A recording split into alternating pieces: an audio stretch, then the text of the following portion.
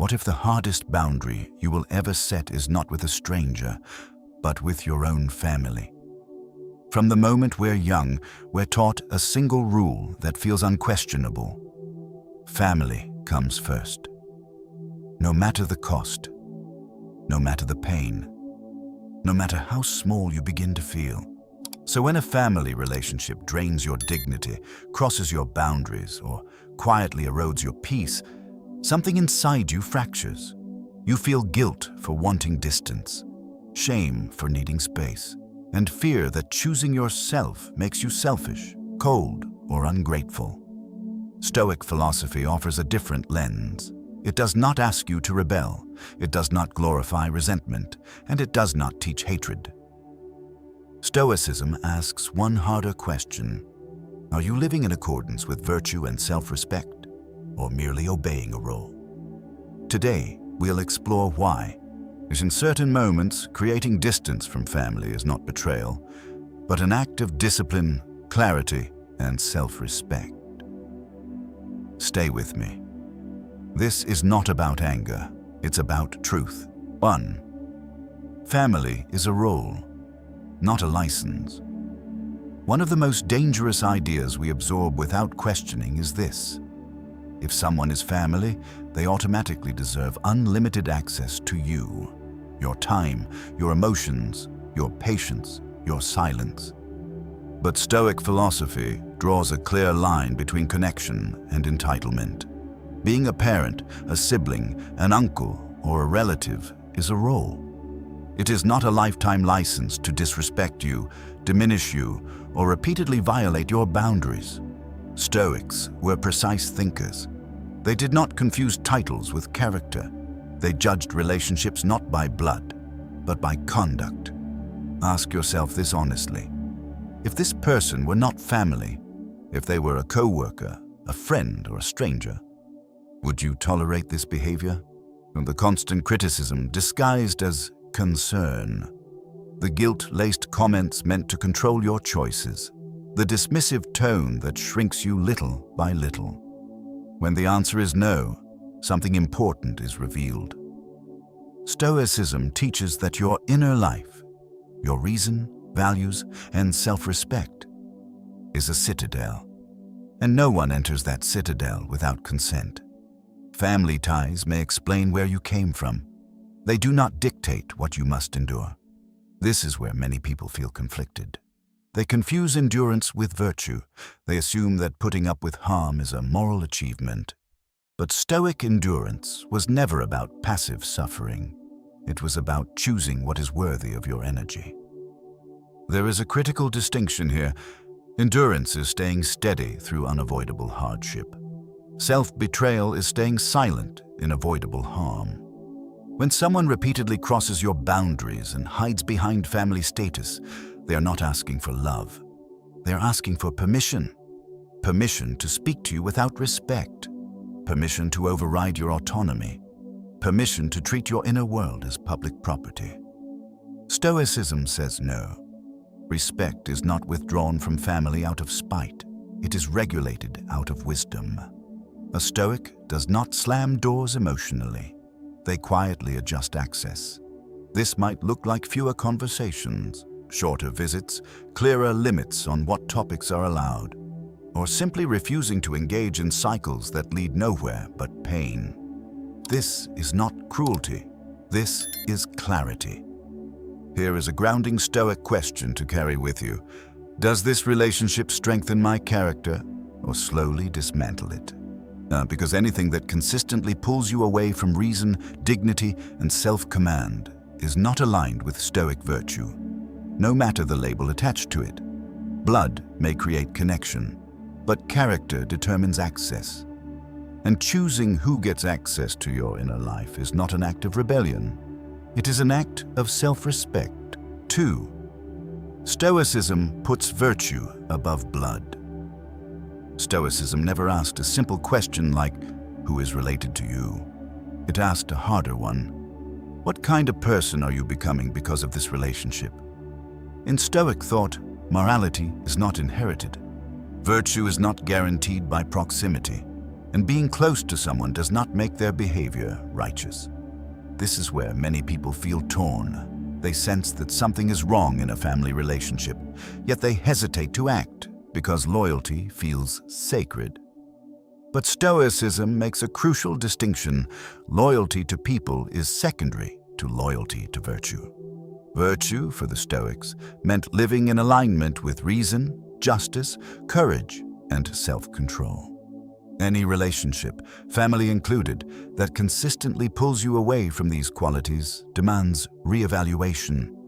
Consider what happens when blood ties are used as leverage. You're expected to tolerate disrespect because they're family. You're told to suppress your truth to keep the peace. You're asked to abandon your judgment so others can remain comfortable. That is not harmony. That is coercion dressed up as tradition. Stoics believed that a good life is built from right action, not blind obligation. They understood that proximity to wrongdoing corrodes the soul, especially when that wrongdoing is normalized. Ask yourself this: does this family dynamic encourage honesty, restraint, and mutual respect? Or does it reward manipulation, emotional volatility, and guilt? If a relationship requires you to constantly betray your own standards in order to survive it, Stoicism would not call that love. It would call it misalignment. This is uncomfortable to accept because it challenges a deeply rooted belief that family bonds are morally superior to all others. Stoicism rejects that hierarchy. A person who treats you with fairness, listens with humility, and respects your boundaries, even if they share no blood with you, is closer to Stoic virtue than someone who violates you while demanding loyalty. This is not a rejection of family. It is a refusal to sanctify harmful behavior. Stoics were not sentimental about relationships. They were realistic. They knew that people could love you and still harm you. They also knew that tolerating harm does not make you noble. It makes you complicit in your own diminishment. There is a quiet strength in choosing virtue over familiarity. It requires courage to disappoint people who expect unquestioned access. And it requires discipline to step back when guilt pulls you forward. And it requires clarity to see that maintaining your moral integrity is not an attack on anyone. It is a commitment to yourself. This is where Stoicism becomes deeply personal. You are not asked to hate your family. You are not asked to punish them. You are asked to stop sacrificing your character on the altar of obligation. Because once virtue is compromised, no relationship, no matter how old or how sacred, can truly be healthy. Stoicism teaches this quietly but firmly. If a bond forces you to abandon reason, self-respect, and inner order, then that bond is not aligned with a good life. Blood may explain where you come from, but virtue determines where you stand, and standing with virtue is not disloyalty. It is integrity. 3. Enduring harm is not Stoic strength. One of the most misunderstood ideas about Stoicism is this: that being Stoic means tolerating anything without complaint, staying silent, enduring pain, absorbing harm with a clenched jaw and calling it strength. But this is a distortion of Stoic teaching. Stoics never praised suffering for its own sake. They praised reasoned endurance, the ability to remain steady in hardships that are unavoidable. What they did not praise was staying in situations that actively erode your character when you have the power to step away. There is a critical difference here, and many people miss it. Stoic strength is not about how much you can take. It is about how wisely you choose what to take. When a family relationship consistently brings humiliation, manipulation, or emotional volatility, staying is often framed as being the bigger person. But Stoicism would ask a sharper question: what is this endurance training you to become? If enduring makes you resentful, reactive, or numb, it is not cultivating virtue. It is quietly dismantling it. Many harmful family dynamics don't look dramatic. They are subtle. They repeat. a dismissive joke that lands every time you speak, a comparison that always places you lower, a pattern where your boundaries are acknowledged in words but ignored in behavior, a cycle where your emotional pain is minimized, reframed or blamed on your sensitivity. None of this feels abusive in a way that is easy to name. But Stoicism is not fooled by appearances. It pays attention to patterns, not labels. The Stoics taught that your inner state, your judgment, composure, and sense of self-command is your responsibility to protect. Allowing repeated harm into that inner space is not noble restraint.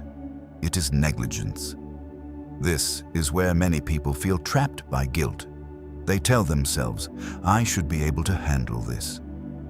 They've always been like this. Other people have it worse. Stoicism cuts through this self-talk with clarity. Endurance that destroys your peace is not discipline. It is self-erasure. The Stoics trained themselves to withstand fate, illness, loss, and public criticism, things outside their control. But when it came to relationships, they believed in choice. You choose who you spend time with. You choose how much access they have. You choose when a conversation is no longer worth the cost to your inner balance. Choosing distance is not weakness. It is discernment. There is also a dangerous myth at play, that leaving or limiting contact means you have failed morally. Stoicism rejects this idea. Moral failure is not stepping away from harm. Moral failure is remaining in harm while abandoning reason, dignity, and self-command to survive it. Strength, in Stoic terms, is the courage to act in alignment with your values, even when it feels uncomfortable, lonely, or misunderstood. Sometimes the bravest move is not to endure one more insult. It is to say quietly and firmly, "This ends here." That does not require anger. It does not require confrontation, and it certainly does not require hatred. It requires honesty. Honesty about what this relationship is doing to you. Honesty about what you are becoming inside it. And an honesty about the fact that no philosophy, Stoic or otherwise, asks you to shrink in order to appear virtuous. Stoicism is about inner order. Anything that persistently throws that order into chaos deserves distance, not devotion. You are not meant to be unbreakable by being endlessly bent. You become strong by knowing when to stand firm and when to step away. That is not avoidance. That is Stoic strength, properly understood. 4. Guilt is a tool, not a moral truth. Few emotions are as powerful or as paralyzing as guilt. And in many family dynamics, guilt is not an accident. It is a mechanism. Phrases like, "How could you do this to us? After everything we've done for you." This is not how family behaves. They sound moral, but Stoicism asks you to look past tone and into function. What is guilt doing here? Often, it is not guiding you toward virtue. It is pulling you back into compliance. Stoic philosophy makes a sharp distinction between responsibility and emotional ownership. You are responsible for your actions, your words, and your choices. You are not responsible for regulating other people's feelings, especially when those feelings are used to override your judgment. This is where many people lose clarity, and they feel discomfort and assume it must mean they are doing something wrong. But Stoicism warns against this mistake. Discomfort is not proof of immorality. It is often proof of boundary formation. When you step out of a long-standing pattern, especially one where you were expected to absorb tension, guilt will surface. Not because you are cruel, but because the system you are part of has been disrupted. Stoics understood this well. They taught that emotions are signals, not commands. Guilt deserves examination, not obedience. Ask yourself this: is this guilt arising because I violated my values, or because I stopped violating them? There is a profound difference. In unhealthy family systems, guilt is often paired with selective memory. Your sacrifices are forgotten, your patience is minimized, and only your refusal to comply is highlighted. Stoicism cuts through this by returning you to what is actually within your control. You cannot control how your family interprets your boundaries. You cannot control whether they feel hurt, angry, or offended. You can control whether your actions align with reason, dignity, and self-respect. This is not coldness, it is ethical clarity. A useful Stoic practice here is simple but powerful. Pause. Name the tactic. Release the obligation. Pause before reacting emotionally. Name what is happening: guilt, pressure, emotional leverage. Release the belief that discomfort equals wrongdoing. When you do this consistently, guilt loses its grip. You begin to see it not as a verdict, but as a response, often from people who benefited from your lack of boundaries. Stoicism never taught blind obedience to emotion. It taught mastery over interpretation. You are allowed to disappoint others in order to remain aligned with your principles. You are allowed to choose peace over performative loyalty. And you are allowed to step back without proving your goodness to anyone. Guilt may speak loudly, but it is not the voice of truth. Reason is, and when reason tells you that staying is costing you your integrity, listening to guilt is not moral. It is self-betrayal. Stoicism offers you permission not to harden your heart, but to trust your judgment. And that trust is where real freedom begins. 5. Distance is a form of clarity. When you're too close to a situation, perspective collapses. Every comment feels personal. Every interaction pulls you back into old emotional patterns. Every attempt to explain yourself turns into another exhausting loop. Stoics understood this well. They believed that clarity comes not from emotional immersion, but from strategic distance. Distance is not rejection, it is observation. When you step back from a harmful family dynamic, even slightly, you begin to see what was previously invisible. Patterns become clear: who respects your limits and who ignores them, who adapts their behavior and who doubles down, who is interested in understanding you and who is only interested in regaining control. Stoicism teaches you to judge relationships by actions over words. Apologies are easy, promises are cheap. None but behavior, repeated over time, tells the truth. This is why Stoics did not rush decisions fueled by emotion. They slowed down, they watched, they let reality reveal itself. Distance gives you that space. For some people, distance means fewer phone calls. For others, it means shorter visits, clear boundaries around topics, or time-limited interactions. And in certain cases, when harm is persistent and respect is absent, distance becomes complete. Stoicism allows for all of these. There is no single moral requirement to maintain the same level of access to everyone forever. Access is earned and adjusted, not guaranteed. This idea alone relieves immense pressure. You are not choosing between total closeness and total abandonment. You are choosing the level of contact that preserves your inner order. And here is something many people only realize after creating distance. Peace returns before certainty does. You may still feel conflicted. You may still miss the idea of what the relationship could have been. But your nervous system begins to settle. Your thoughts become clearer. Your reactions soften. That is not coincidence. Clarity follows calm. This is why Stoicism prioritizes inner stability. When your internal state is no longer constantly activated, your judgments improve. You stop reacting automatically. You stop over-explaining. You stop bargaining for basic respect. Instead, you start making quieter, firmer choices. Distance also removes fantasy. As long as you stay entangled, hope clouds judgment. You imagine conversations going differently. You expect sudden understanding. You wait for change that never arrives. A distance replaces hope with evidence. And evidence is what Stoicism trusts. A useful Stoic mantra here is simple. I adjust access based on behavior, not hope.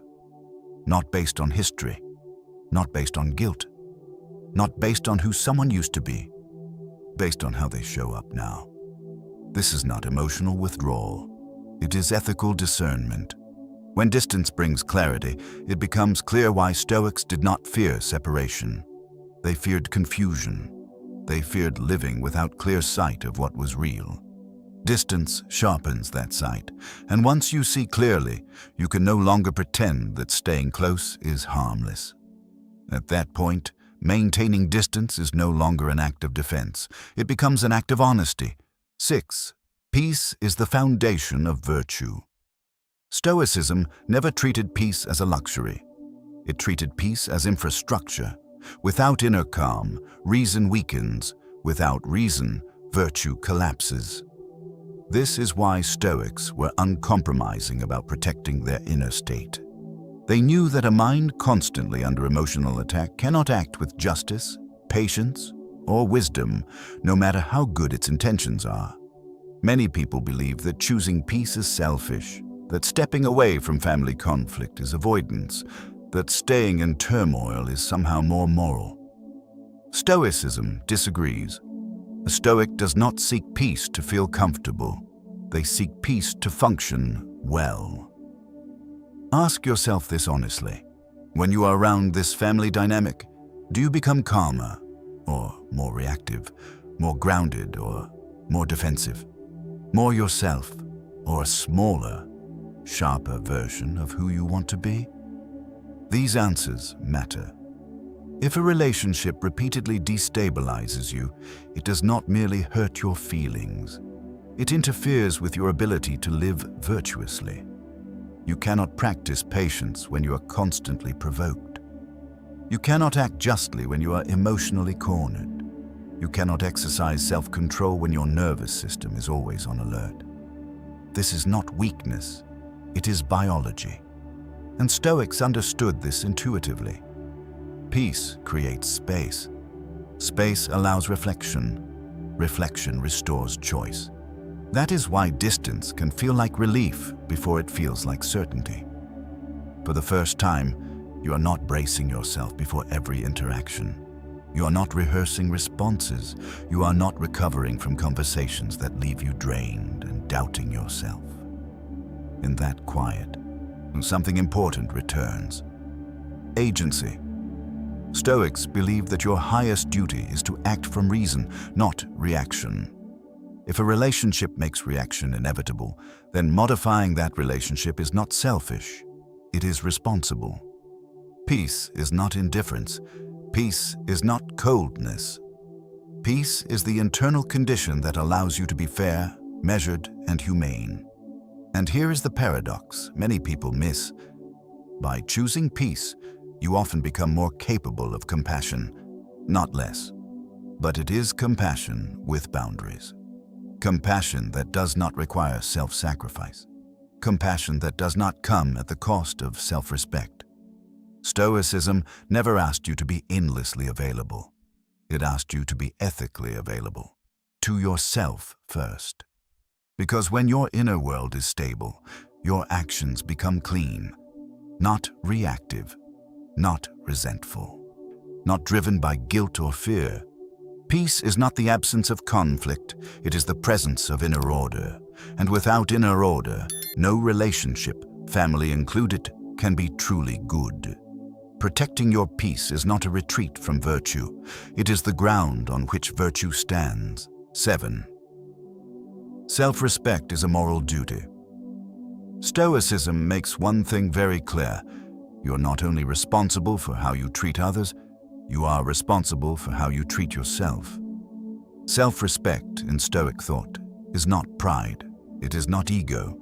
It is not emotional distance. It is the quiet refusal to participate in what degrades your character. Many people think of self-respect as optional, something you practice when it's convenient, but abandon when relationships become complicated. Stoicism rejects that idea completely. For the Stoics, self-respect is a moral obligation. Why? Because once you repeatedly allow yourself to be diminished, ignored, or violated, you are no longer acting from reason.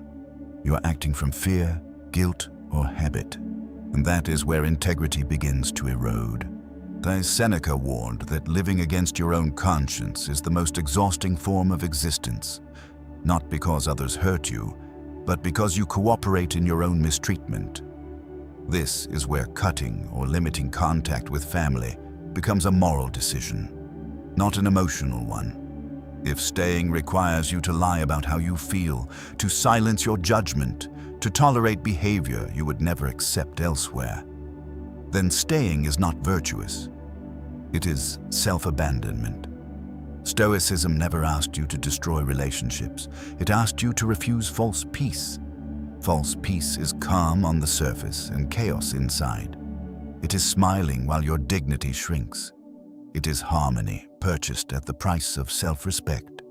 True peace, on the other hand, begins with an internal line you do not cross, even for family. And this is where many people fear being misunderstood. They worry they will be labeled selfish, cold, ungrateful. Stoicism answers this fear directly.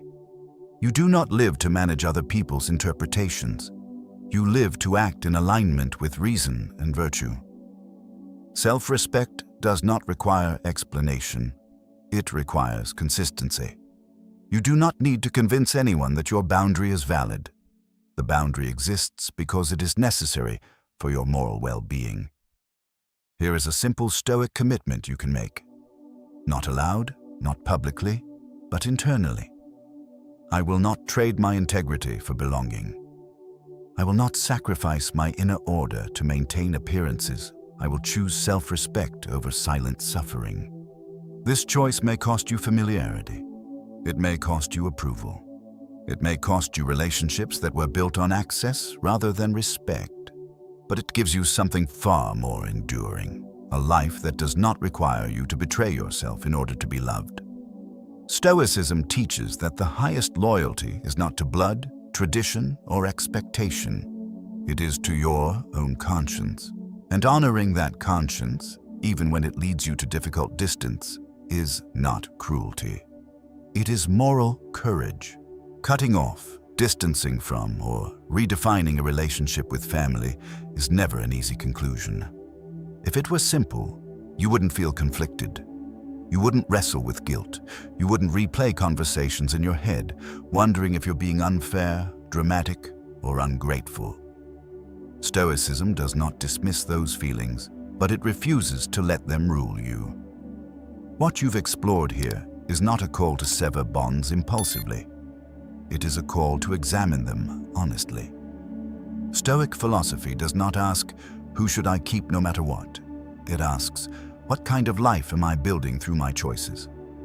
If maintaining a family relationship consistently pulls you away from reason, peace, and self-command, then distance is not rejection. It is correction. You're not immoral for choosing clarity over confusion. So you're not cruel for protecting your inner order, and you're not weak for refusing to endure what slowly dismantles you. Stoicism reminds us that a good life is not measured by how much we tolerate, but by how faithfully we live in alignment with virtue. Justice, temperance, courage, wisdom. These are not abstract ideals. They show up in the boundaries you set, the access you regulate, and the quiet decisions you make when no one is applauding. You can care about people and still step back. You can feel compassion without surrendering your dignity.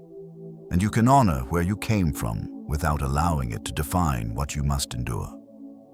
Sometimes, the most stoic action is not confrontation. It is not explanation. It is not proving your pain. It is choosing to walk a calmer path, without bitterness, without drama, and without apology. If this reflection resonated with you, take one moment after this video ends, not to decide everything, just to ask one honest question. Does this relationship help me live with integrity, or does it ask me to abandon it? Your answer does not need to be loud. It only needs to be true. And choosing truth, even quietly, is one of the deepest acts of self-respect there is.